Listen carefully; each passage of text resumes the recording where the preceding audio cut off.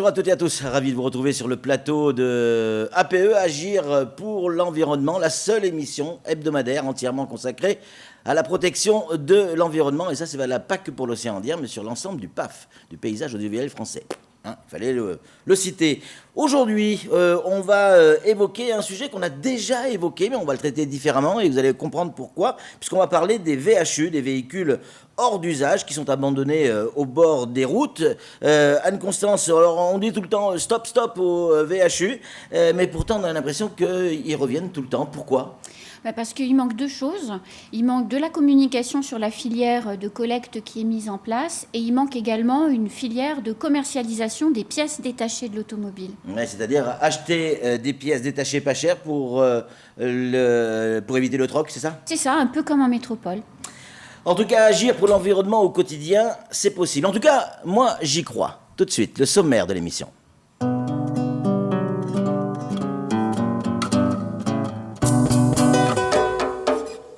Dans ce nouveau numéro d'APE, nous allons nous rendre compte que débarrasser nos rues, la forêt, les rivières, la nature, tout simplement des VHU n'est pas un travail aisé. On va en parler en plateau avec des invités. Iyab Ismail, chef de l'unité appui aux projets environnementaux à la DEAL. On aura également Cédric Malesson, responsable pôle sécurité pour la police municipale de Chirungui.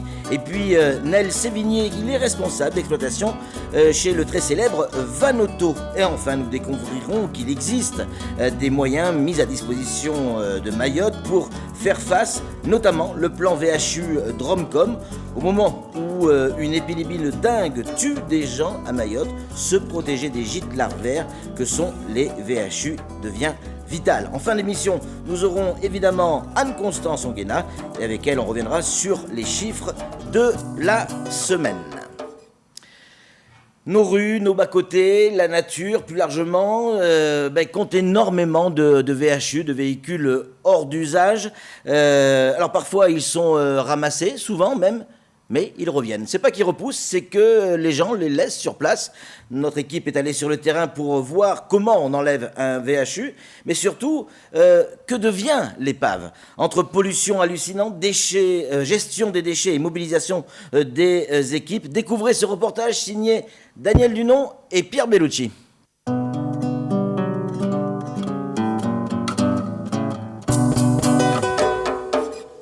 Près d'1 million de véhicules hors d'usage VHU sont traités chaque année en France dans les 1700 centres de traitement VHU et les 60 broyeurs agréés. À Mayotte, les VHU sont des déchets dangereux omniprésents dans toutes les communes de l'île. À Mtsamboro, la mairie a décidé de prendre le sujet à bras-le-corps en recensant tous les véhicules hors d'usage afin de retrouver leurs propriétaires. Nous, la police municipale, on n'est pas là pour faire la pression, mais on est là pour informer, pour passer le message. Le premier temps, nous, on passe que la personne enlève, on les notifie verbalement les conséquences de sa véhicule. Donc, s'il a compris, c'est ça ce que nous voulons, il a coopéré, il a enlevé, ça va. Mais si la personne ne veut pas coopérer à notre autorité, en ce moment-là, on est obligé de passer dans la deuxième phase, de faire une mise en demeure. Le propriétaire d'un VHU doit obligatoirement le remettre à un centre VHU agréé, sous peine d'une amende pouvant aller jusqu'à 1 500 €. Les centres VHU agréés par la préfecture ont l'obligation de reprendre gratuitement un véhicule hors d'usage s'il est complet. Des frais éventuels de remorquage peuvent être appliqués si le véhicule est dépourvu de ses composants essentiels ou contient des déchets ou équipements non homologués qui lui ont été ajoutés. Nous, on récupère leur voiture gratuitement. Il faut qu'ils ramènent. Si c'est nous qui cherchons la voiture, il faut qu'ils payent juste le remorquage, le dépannage, tout ça, pour amener ici. Il ne faut pas s'imaginer avoir gagné dessus, tout ça, mais c'est juste pour débarrasser, pour le bien des populations, de Mayotte, quoi. Batterie, pot catalytique, réservoir GPL, carburant, liquide de frein, pneus, filtres, huile, autant de polluants contenus dans les véhicules hors d'usage. 1000 mètres carrés d'eau peuvent par exemple être pollués par un seul litre d'huile provenant de vidange d'un véhicule. Les centres agréés comme Vanoto à Mayotte se chargent ainsi de la dépollution et œuvrent pour l'économie circulaire. En effet, les pièces détachées en bon état sont récupérées et vendues aux professionnels comme aux particuliers. Il y a des particuliers, il y a des sociétés, et surtout les taximans.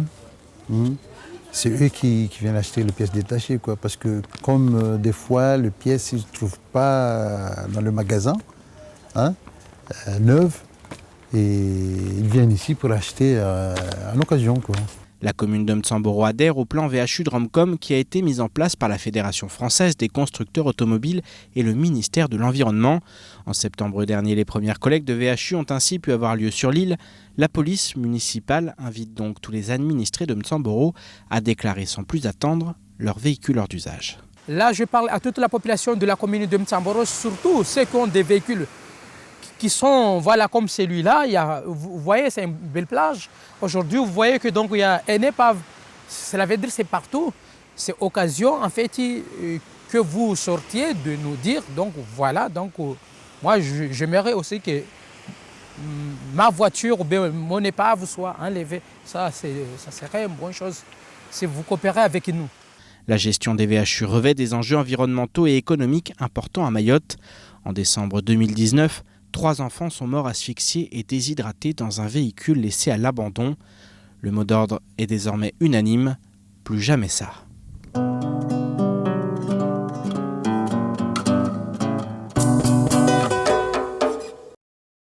Oui, et il y a encore du boulot. En tout cas, bravo. Beau reportage de Pierre Bellucci et de Daniel Dunon. On a des invités sur ce plateau. Avec eux, on va parler de cette problématique des VHU. On va leur dire bonjour. On a Iyab Ismail, qui est chef de l'unité appui aux projets environnementaux à l'ADEAL. On le connaît bien sur ce plateau. Iyab, bonjour. Bonjour. On a également Cédric Malesson. Il est responsable pôle sécurité pour la police municipale de Chirongui. C'est le boss de la police municipale de Chirongui. On va le faire rougir.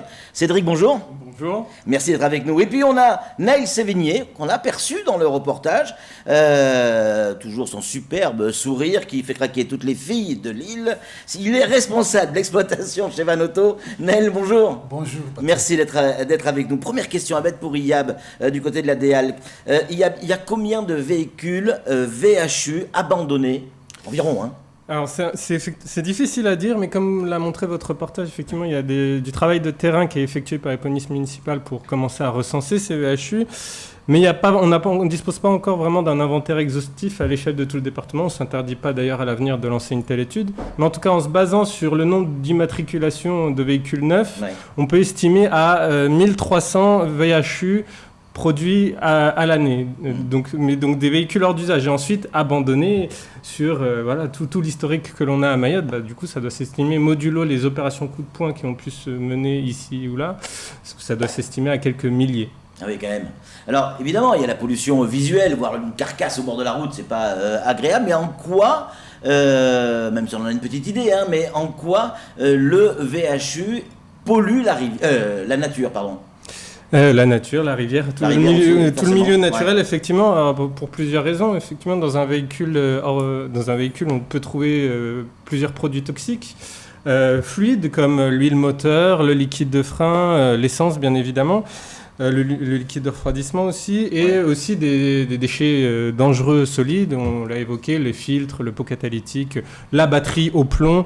Et tous ces produits-là, quand le VHU est abandonné dans la nature, évidemment, au fur et à mesure, tout ça se répand dans le milieu naturel, dans les rivières, dans les eaux de surface, dans les nappes phréatiques, et donc intoxiquant les espèces et l'eau même que l'on consomme. Et puis en plus, il y a, au-delà de la pollution environnementale, il y a, vous l'avez évoqué, toute la problématique sanitaire. On vient de sortir d'une épidémie de dengue particulièrement éprouvante, ouais, et donc ça crée des eaux stagnantes qui sont propices à la prolifération des moustiques. Cédric, vous êtes chef de service à la police municipale donc de Chirongui. Qu'est-ce qui explique que les stocks de véhicules se reconstituent en permanence? Rassurez-moi, ils ne poussent pas? Non, ils ne poussent pas, ouais, bien heureusement, sinon ouais, ça serait catastrophique. Aujourd'hui, ouais, les stocks se reconstituent en permanence. Pourquoi? Parce que la population est grandissante. Les jeunes de 16 ans hier auront 18 ans demain, oui, si je peux dire comme ça. Oui. Ces jeunes-là ont besoin de moyens de locomotion de plus en plus sur notre département pour se déplacer et aller au travail, achètent des véhicules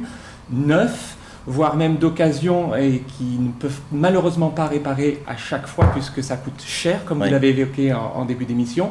Et ces véhicules, pour la plupart du temps, sont abandonnés parce que, il n'y a pas de moyens pour réparer. Alors justement, qu'est-ce que risque un habitant qui abandonne son véhicule au bord de la route, clairement? Alors clairement, il y a deux possibilités.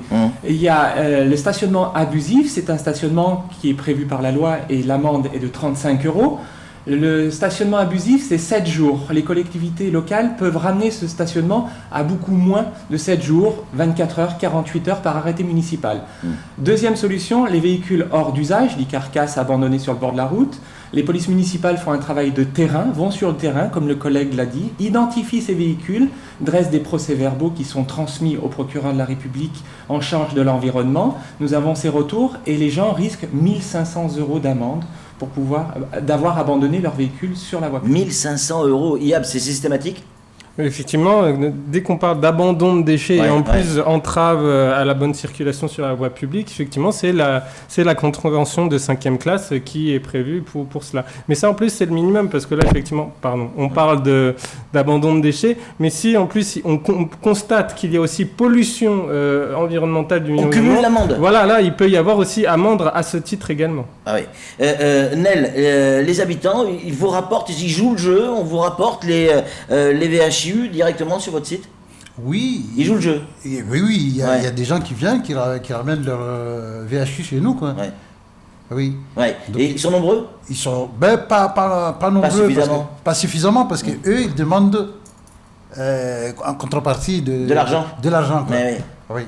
Et sauf nous, en tant que centre VHU, nous, on récupère le VHU gratuitement. C'est ça. Et ça évite à la personne, elle, de prendre 1 500 € d'amende. Donc vous lui faites économiser 1 500 €, quoi, voilà. Quelque part.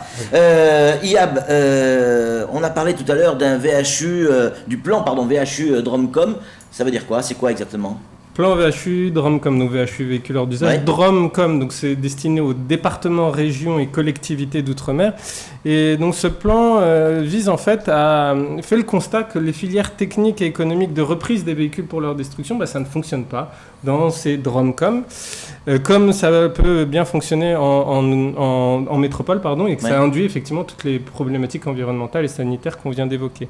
Du coup, le ministère de la Transition écologique et les constructeurs automobiles se sont réunis et ont élaboré un plan visant déjà d'une part à résorber tout le stock historique de VHU qui s'est accumulé sur ces territoires, et ensuite à essayer de mettre en place des actions pour éviter que ces stocks ne se reconstituent, et en plus de contribuer à structurer techniquement et économiquement les filières de reprise pour qu'il n'y ait plus besoin ensuite de ce plan VHU et que ça tourne tout seul comme un métropole. Un autre terme qui est employé, c'est histoire de bien comprendre également de quoi on parle. AMEDA, c'est quoi? AMEDA, donc, c'est en gros le représentant local de la Fédération des constructeurs automobiles. C'est une association qui réunit les concessionnaires locaux que l'on connaît bien, MMC, SMCI. Et donc, en gros, c'est AMEDA qui est chargé de décliner localement et de piloter le plan VHU à Mayotte. Pourquoi on fait payer aux constructeurs l'élimination du VHU abandonné par les Mahorais? En quoi le constructeur est responsable? Alors c'est un concept qu'on connaît bien dans le monde des déchets, c'est le principe de responsabilité élargie du producteur. C'est le principe du pollueur-payeur appliqué aux déchets. En fait, responsabilité élargie, c'est-à-dire que le producteur doit aussi contribuer à la gestion de la fin de vie de son produit, donc la collecte et le traitement des déchets. C'est un peu le même système que pour les réfrigérateurs. Exactement, il y a la même chose effectivement pour les équipements électroménagers, les trios c'est ça aussi pour les emballages ménagers, et donc là pour les VHU, la responsabilité relève des constructeurs, mais aussi évidemment du propriétaire, c'est pourquoi qui a le devoir notamment de le déposer dans un centre dédié, mais ensuite toute l'offre de services, ça, effectivement, il faut que les constructeurs la développent sur les Dromcom pour que, effectivement, l'usager puisse déposer dans un centre dédié son VHU. Cédric, quelles sont les communes qui sont adhérentes à ce système? Alors, aujourd'hui, 10 communes de notre département... 10 sur 17 10 sur 17. C'est pas mal, mais c'est pas assez. Hein. Alors, aujourd'hui, 10 sur 17 ont signé une convention, justement, pour ce plan. J'invite toutes les communes, les 7 autres communes, à signer ce plan. Et pour les saluer, les 10 communes, je vais les citer. Il y a Chirongi, Bandrélé, Bouéni, Kanikeli, Kongu, Dembeni, Msamboro, Tsingoni, Dzaoudzi et l'Abattoir. D'accord. Voilà. Nel, combien de voitures sont prises en charge par ce plan, mais chaque année, par an, grosso modo? Comme Anne-Constance l'a dit tout à l'heure, 1300 à peu près de VHU par an. Et vous avez la capacité, vous, à Vanoto, de pouvoir absorber cette quantité? Oui. Oui, c'est compliqué. C'est compliqué parce que nous, par exemple, c'est 40, 50 par commune. Ah ouais. 50 VHU par ça commune. commence à faire, quoi. Ouais. Ouais. Donc, on va dire par tous les 15 jours. Le collecte, non, à peu près. Ça. Cédric, il va durer combien de temps, ce plan? Alors, ce plan, normalement, dure 3 ans, avec une possibilité de reconduction. Ouais. Et on vous achète des pièces détachées, Nel? Là-bas? Oui. Si. Il y a beaucoup de gens qui viennent pour les pièces détachées? Il y a beaucoup de gens qui viennent pour les pièces détachées. Qui c'est qui vient? C'est qui? C'est des professionnels? C'est professionnels, des particuliers, des entreprises, des taximans surtout. Beaucoup de taxis? Beaucoup de taxis. Ouais. Quel type de pièces ils achètent essentiellement? Des pneus, des pièces mécaniques, quoi, des crémaillères, tout ça, quoi, des moteurs aussi. Qu'est-ce que, c'est votre cas, mais qu'est-ce qu'un centre VHU agréé? Vanoto est agréé. Ça veut dire quoi, agréé? Agréé à quoi?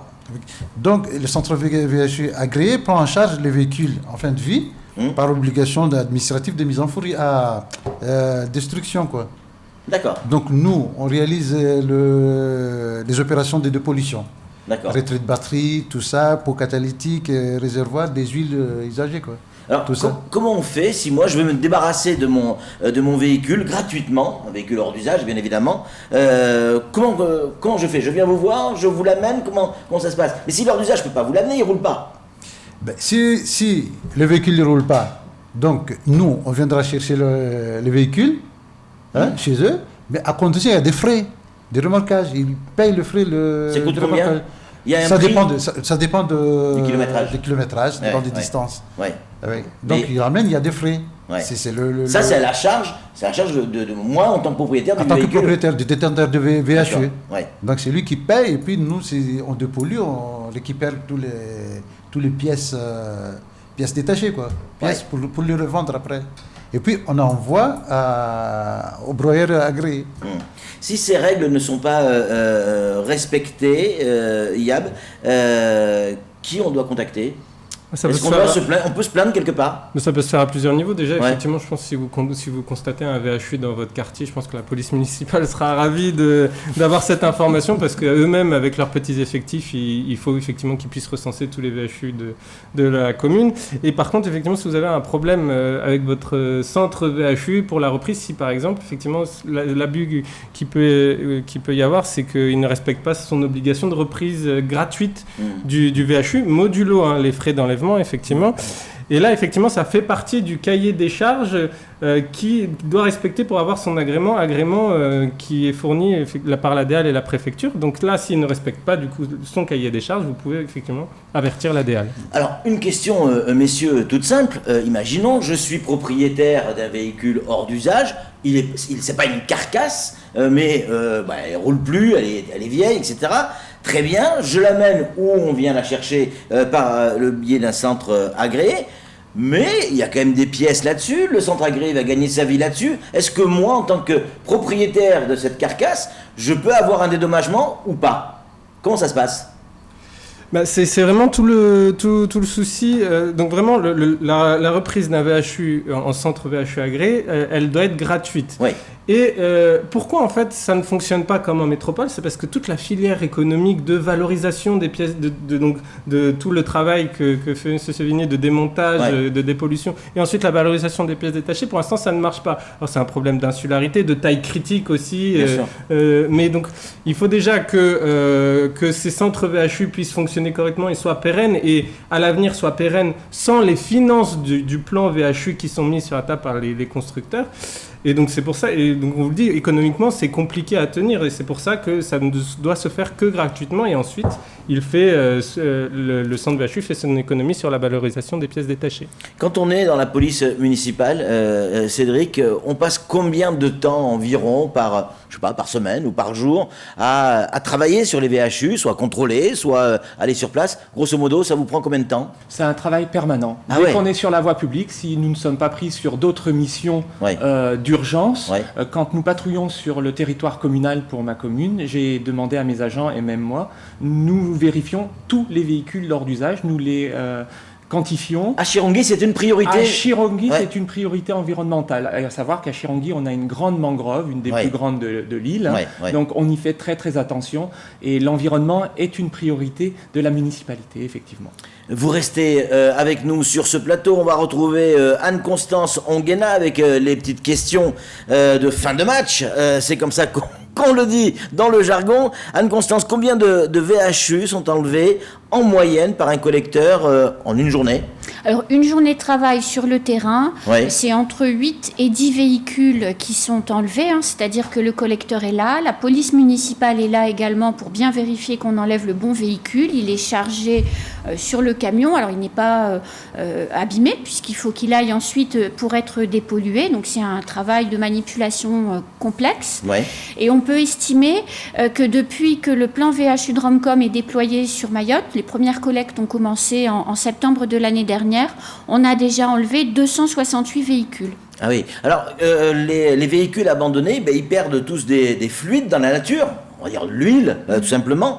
Combien de litres d'huile de vidange peut polluer d'eau? On le sait ça? Oui, alors un litre d'huile, donc de vidange de moteur d'un véhicule, peut polluer jusqu'à 1000 mètres carrés d'eau.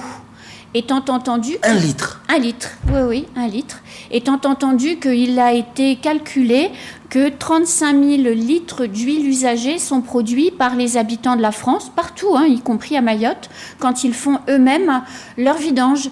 Parce que ces huiles, en règle générale, ne sont pas récupérées et sont mal gérées et souvent, par défaut de connaissance, mises dans l'assainissement ou par terre. Alors, on parle évidemment de la nature, c'est le cœur de cette émission, mais il y a l'homme au milieu de la nature. Est-ce que l'homme peut être concerné par le plomb qu'il y a dans les véhicules abandonnés? Oui, alors le plomb a une valeur, vous savez, donc dans les environnements un peu pauvres, le plomb est recherché de manière conséquente. On estime en 2017 à travers le monde que plus d'1 million de personnes sont décédées à cause d'une problématique de plomb. Donc c'est énorme. On estime que 60% des déficiences intellectuelles à travers le monde sont liées à de l'ingestion de plomb. Et il en est de même pour 6% des AVC à travers le monde. C'est énorme. C'est énorme. Ouais, c'est énorme, on ne se rend pas compte. En tout cas, merci beaucoup. En synthèse, ramener son véhicule dans un centre agréé, d'abord c'est gratuit et surtout ça protège la nature et l'environnement et l'homme également. Merci Iyab, merci Nel, merci Cédric, merci Anne-Constance pour votre présence sur le plateau. Nous on se retrouve évidemment la semaine prochaine pour un nouveau numéro de APE, Agir pour l'environnement au quotidien. C'est possible. En tout cas, moi, j'y crois. Ciao.